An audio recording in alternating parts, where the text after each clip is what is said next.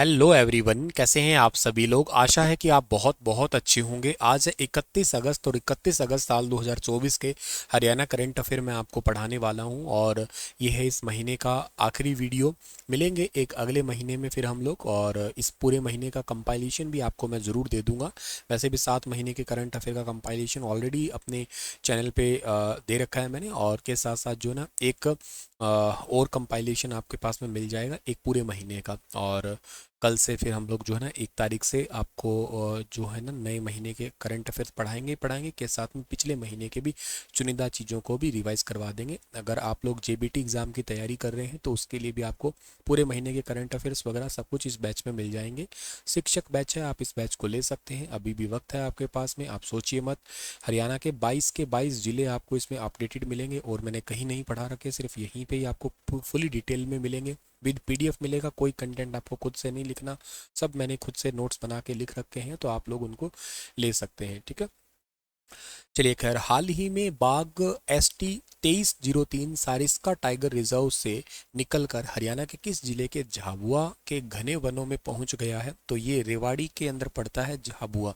देखो, एक तो सीधा सा सवाल यहाँ पे ये आता है कि चिंकारा प्रजनन केंद्र कहाँ पे है। एक क्वेश्चन पूछा जाता है पेपरों में, चिंकारा प्रजनन केंद्र कहाँ पे है, तो आप उसका आंसर दिया करते हैं, वो पड़ता है भिवानी के अंदर पड़ता है चिंकारा प्रजनन केंद्र। एक सवाल आपसे पूछा जाता है कि मोर और चिंकारा प्रजनन केंद्र कहाँ पे है, तो मोर और चिंकारा प्रजनन केंद्र है हरियाणा के रेवाड़ी झाबुआ में। तो ये सवाल आपके लिए बहुत इंपॉर्टेंट है। नीलगाय और जंगली सुअर जैसे शिकार के से समृद्ध झाबुआ वन बाघ को प्रचुर मात्रा में भोजन का स्रोत तथा घना आवरण प्रदान करता है, जिससे वन अधिकारियों के लिए उसे पकड़ना या स्थानांतरित करना चुनौतीपूर्ण हो जाता है। गांवों के निकट बाघ की उपस्थिति में सुरक्षा संबंधी चिंताएं और संभावित मानव वन्य जीव संघर्ष का भय भी उत्पन्न हुआ है। अभी वन अधिकारी बाघ को सुरक्षित रूप से सारिस्का वापस ले जाने के लिए राजस्थान तथा समकक्ष के लिए जो है ना लगातार कोशिश कर रहे हैं। सारिस्का राजस्थान में पड़ता है, वहां से निकल के झाबुआ के वनों के अंदर बाघ जो है ना घुसे हैं अभी। तो सारिस्का टाइगर फाउंडेशन ने केंद्रीय पर्यावरण मंत्री से बाघ को उनके मूल पर्यावास में वापसी लाने के लिए आग्रह भी किया है। और सारिस्का और हरियाणा अरावली के बीच में वन्य जीव गलियारों के संरक्षण का महत्व को उजागर करता है। सारिस्का तो चलो हरियाणा के पेपर में इतना नहीं पूछे जाने की पॉसिबिलिटी, हाँ अगर आप नेशनल पेपर की तैयारी कर रहे हो तो वहाँ पे फिर भी आए, लेकिन हाँ आपसे झाबुआ पूछ सकते हैं कि हाल ही के इन दिनों में चर्चा था, तो ये रेवाड़ी का है, ये ध्यान रखना आप लोग। सारिस्का वैसे है अरावली की पहाड़ियों में स्थित है, राजस्थान के अलवर जिले का एक हिस्सा है। 1955 में इसे वन्य जीव अभ्यारण्य घोषित किया गया था, बाद में 1978 में इसे टाइगर रिजर्व घोषित कर दिया गया था, और भारत के प्रोजेक्ट टाइगर का हिस्सा बना था ये। इसमें खंडहर, मंदिर, किले, मंडप, ये महल वगैरह शामिल है, और कंकरवाड़ी जिला रिजर्व केंद्र में स्थित है ये। ऐसा कहा जाता है कि मुगल बादशाह औरंगजेब ने गद्दी के उत्तराधिकारी के संघर्ष के में अपने भाई दारा सिकोह को इसी किले में कैद भी किया था। जो बच्चा एचपीएससी की प्रिपरेशन कर रहा है ना, उनके लिए ऐसे सवाल होते हैं, उनको प्रॉपर मेंस राइटिंग के लिए, आंसर राइटिंग के लिए ये सभी सवाल जो है ना वो ज़रूरी होते हैं। ऐसे जो हाल ही के मुद्दे होते हैं वो सब के सब बड़े ज़रूरी होते हैं, तो आप लोग थोड़ा इनको फोकस करके पढ़ा करें। मानव वन्य जीव संघर्ष की अगर हम बात करते हैं तो देखो ऐसा है, जब मानव तथा वन्य जीव के आमने सामने से आने से संपत्ति, आजीविका तथा जीवन की हानि के परिणाम हो जाते हैं। जैसे कि मानव वन्य जीव संघर्ष के कारण है कृषि संबंधी विस्तार, शहरीकरण। जैसे मतलब जितने भी वन्य जीव है, वन्य जीवों को तो हटा ही देंगे, क्योंकि वो शहरीकरण, शहरों में मतलब जंगलों को काटेंगे तभी तो जाके वो वहाँ पे बस पाएंगे। जंगल काटेंगे तो फिर वहाँ से जीव जंतु वो निकल जाएंगे, जलवायु परिवर्तन बहुत हो जाएगा। और वन्य जीव की आबादी में वृद्धि तथा इनके क्षेत्र रेंज का जो है ना विस्तार।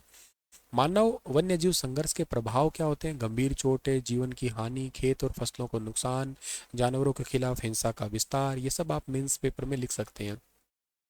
2003 से 4 के दौरान जो वर्ल्ड वाइड के द्वारा, या कह सकते हो WWF के द्वारा, वाइल्ड के द्वारा जो है ना इंडिया ने जो सोनितपुर मॉडल है ये विकसित किया था। इसके माध्यम से ये था कि असम वन विभाग से जोड़ा गया और हाथियों को फसली खेती तथा मानव जो आवास है उसे सुरक्षित रूप से दूर करने का ट्रेनिंग भी दी गई थी। क्योंकि ये हाथी लोग जो है ना उन जंगलों में मानव के लोगों के घरों पे आके जो कच्ची झोंपड़ी वगैरह उनकी बनी उनको तोड़ देते थे ये। 2020 में सुप्रीम कोर्ट ने नीलगिरी हाथी गलियारे पर मद्रास हाई कोर्ट के निर्णय को बरकरार रखा, जिसमें जानवरों के लिए मार्ग के अधिकार, राइट ऑफ पैसेज और क्षेत्र में रिजॉर्ट को बंद करने की पुष्टि की गई थी। क्योंकि कहते हैं उनका भी एक रास्ता होता है, तो वो कहाँ से जाएंगे, अगर वो जा रहे हैं आगे कोई उनको गोली वगैरह मार देता है फिर, तो ये एक नुकसान है। इससे अच्छा है कि उनको रास्ता जाने के लिए दिया जाए। तो ये केस वैसे पहले ये मद्रास हाई कोर्ट में था, लोग इसे सुप्रीम कोर्ट में ले गए तो उनको बरकरार ही रखा उस केस को। इसके अलावा हाथियों के द्वारा मारे गए मनुष्य जो है ना, उनकी संख्या लगभग 2020-21 में 461 है देखा जाए तो। और ट्रेनों के द्वारा मारे गए हाथी लगभग 12 है लेटेस्ट में। विद्युत आघात जो है ना उसकी वजह से लगभग 65 है। शिकार के द्वारा लगभग 14 है और जहर दे के मारे गए लगभग 2 हाथियों की संख्या आती है। ऐसे बाघ के द्वारा मारे गए मनुष्य 31 है लेटेस्ट आंकड़ों के अनुसार। बाघ की प्राकृतिक मृत्यु हुई है 4 की। और बाघों की अप्राकृतिक मृत्यु शिकार के द्वारा नहीं, बस वैसे किसी एक्सीडेंट वगैरह के से हुई है, वो 2 है। जांच के दायरे में बाघों की मौत हुई है टोटल 7। शिकार के चलते बाघ की मृत्यु हुई है 4 और उनको जब्त कर लिया गया टोटल 13 को।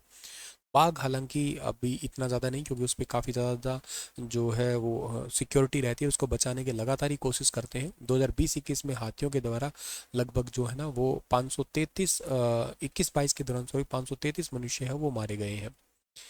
और ओडिशा जो है ना जंगली हाथियों के लिए खाद्य भंडार को समृद्ध करने के लिए वनों में सीड बॉल डालता है। और इसके अलावा उत्तराखंड क्षेत्रों में पौधों की विभिन्न प्रजातियों को उगाकर बायो फेंसिंग की जाती है। उत्तर प्रदेश में मानव पशु संघर्ष है, इसको भी लिस्टेड किया गया है। तो मानव के और पशु के जो बीच का संघर्ष है ना, ये भी अपने आप में एक बड़ा इंपॉर्टेंट मुद्दा है एनवायरनमेंट से रिलेटेड। तो इसको जरूर याद कर लेना है आप लोगों को, इंपॉर्टेंट है ये। वैसे मानव वन्य जीव संघर्ष के प्रबंधन के लिए ना एक राष्ट्रीय वन्य जीव बोर्ड की स्थायी समिति भी बनी थी 1972 की। मानव वन्यजीव संघर्ष के कारण फसल का नुकसान सबसे ज़्यादा हुआ है, क्योंकि वो पशु भागेगा, वो उसके पीछे इंसान भागेगा या इन दोनों की झड़प होगी, उस टाइप से कह लो आप लोग। पीड़ित परिवार को घटना के 24 घंटे के भीतर अंतरिम राहत के रूप में अनुग्रह राशि का भुगतान करना इसी राष्ट्रीय वन्यजीव बोर्ड की स्थायी समिति का एक निर्णय भी था। ठीक है, तो अगर आप एचपीएससी की प्रिपरेशन कर रहे हैं तो आपके लिए मेंस में ये लिखने के लिए बहुत अच्छा सवाल बन सकता है, इसे लिख लेना आप लोग, नोट्स बना लेना इसके। अच्छा, इसके अलावा भी इलेक्शन हरियाणा के अंदर आपको पता है होने वाले हैं और इलेक्शन की तारीख भी फिक्स है, कोई चेंज नहीं होगी। इसके लिए अधिकारियों के अनुसार गुरुग्राम में केबल टीवी, समाचार पत्र और सिनेमा हॉल में राजनीतिक विज्ञापन अब मीडिया प्रमाणन और निगरानी समिति के अंदर ही होगा। Media certification and monitoring committee की पूर्व अनुमति के बिना प्रसारित नहीं कर सकते। अभी सिनेमा हॉल में आपको वैसे ही किसी राजनीतिक ऐड नहीं दिखाई देगी, पहले परमिशन लेके फिर ही ऐड आपको दिख सकती है। इसके लिए आपको जो पेपर में लिखने के लिए काम आ सकता है, राज्य मीडिया पर समय का आवंटन। 1998 के लोकसभा चुनाव के बाद में मान्यता प्राप्त राजनीतिक दलों को चुनाव के दौरान सरकारी टेलीविजन रेडियो पर स्वतंत्र रूप से उपयोग करने की अनुमति दी गई थी। चुनाव प्रचार शुरू होने से पहले भारत निर्वाचन आयोग हर एक मान्यता प्राप्त राष्ट्रीय और राज्य स्तरीय दल के लिए समय आवंटन करता है। राष्ट्रीय दलों की सामूहिक रूप से दूरदर्शन राष्ट्रीय चैनल पर कम से कम 10 घंटे और क्षेत्रीय चैनलों पर 15 घंटे उनको मिलते हैं, कि 15 घंटे तक आप इतने घंटे के मतलब ऐड चला सकते हो आप। उन्हें आकाशवाणी के राष्ट्रीय हुकअप पर भी 10 घंटे तथा क्षेत्रीय आकाशवाणी स्टेशनों पर 15 घंटे मिलते हैं। तो राज्य स्तरीय दलों को क्षेत्रीय दूरदर्शन चैनल और आकाशवाणी रेडियो पर भी कम से कम उन्हें 30 घंटे का, आपने देखी होगी ऐड, तो इनकी टाइम है वो फिक्स किया गया था 1998 के लोकसभा चुनाव के बाद में। भाषा सामग्री पर भी दिशा निर्देश है। ऑल इंडिया रेडियो, दूरदर्शन, इन पे जो है ना बेसिकली 3 से 4 दिन पहले इनकी प्रस्तुति करनी होती है। और जैसे इलेक्शन कमीशन ऑफ इंडिया ने जो है ना, जैसे आपने क्या कहते हैं कि जैसे कोई मान लेते हैं कोई पार्टी इलेक्शन का प्रचार कर रही है, तो किसी दूसरे देश की आलोचना आप नहीं कर सकती है। धर्म और समुदायों पर हमला नहीं कर सकते, ये धर्म बुरा है, ये धर्म अच्छा है। अश्लील और अपमानजनक सामग्री का यूज़ नहीं कर सकते। आप वायलेंस नहीं प्रोवोक कर सकते। न्यायालय की अवमानना तो कभी कर ही नहीं सकते, नाम ही नहीं लेना। राष्ट्रपति और न्यायपालिका के विरुद्ध कोई भी आप बात नहीं करेंगे। राष्ट्रीय एकता अखंडता को प्रभावित करने वाली कोई बात नहीं होगी। नाम लेके किसी की आलोचना नहीं होगी, इशारों इशारों में भले हो जाए, पर्टिकुलर किसी पर्सन का नाम लेके बात नहीं करेंगे। तो ये एक पर्टिकुलर बात है। कुछ क्वेश्चन रिवाइज करवा रहा हूँ आपको। हरियाणा सरकार ने किस जिले के राजकीय महाविद्यालय का नाम गुरु गोरखनाथ के नाम पे करने का फैसला किया था? तो हिसार के अंदर। हरियाणा के अंदर जो है ना, हरियाणा के किस जिले के राकेश कादियान ने हाल ही में विश्व की पहली सबसे ऊंची पर्वत चोटी माउंट एवरेस्ट पर तिरंगा फहराया? यह है झज्जर। हरियाणा के किस जू में शेरनी सुधा ने पहली बार 2 शावकों को जन्म दिया है? ये है आपका रोहतक जू, ठीक है ना, यहाँ पे दिया है। हरियाणा राज्य कृषि विपणन बोर्ड का चेयरमैन किसे बनाया गया है? ये बनाया गया आदित्य देवीलाल चौटाला को, ठीक है।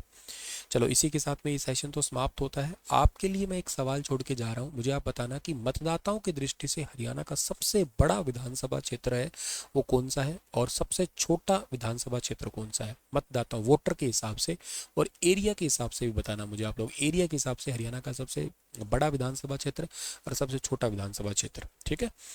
चलिए sir, thank you so much. Stay happy, stay healthy, अपना ख्याल जरूर रखना। राधे राधे।